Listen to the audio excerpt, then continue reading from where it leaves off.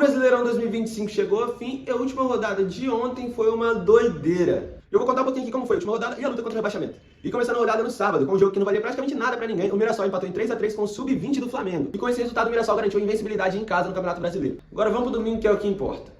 E pra quem não corria risco de rebaixamento, essa rodada foi uma delícia, vamos lá. O Fluminense ganhou do Bahia no Maracanã e se classificou pra fase de grupos da Libertadores e o Bahia foi pra pré. Corinthians empatou em 1-1 com o Juventude e o Sport perdeu de 4-0 pro Grêmio, dentro da Ilha do Retiro. Agora sim, os jogos que definiram tudo. O Inter precisava de uma vitória contra o Bragantino dentro de casa e precisava que Fortaleza não ganhasse do Botafogo. Então no começo do segundo tempo, o Inter abriu o placar contra o Bragantino enquanto o Fortaleza empatava lá contra o Botafogo. Esse resultado rebaixava o Inter e o Fortaleza se salvava. Se o Inter fizesse mais um gol, eles empatavam com o Fortaleza no saldo de gols e aí ficava tudo igual. Número de vitórias, saldo de gol e gols próprios. O rebaixamento então seria definido no critério de confronto direto, onde o Inter levava vantagem. Aí o Ceará, lá no Castelão, decidiu pipocar pro Palmeiras, que tava de férias. E aí quem tava caindo era Ceará e Vitória. Vitória tava lá no Barradão, jogando contra o São Paulo. E aos 22 minutos, o Vitória marcou um gol salvador contra o São Paulo, lá no Barradão. Como eu falei, o Inter ainda precisava de mais um gol pra não ser rebaixado, até que um animal do Bragantino fez um pênalti e o Alan Patrick fez o 2-0 pro Inter. Então já tava sendo rebaixado Ceará e Fortaleza, já que Vitória e Inter tinham feito o que precisava. Pra piorar a situação do Fortaleza, o Botafogo fez mais um gol e no finalzinho do jogo, pra ficar melancólico de verdade pro Deivinho,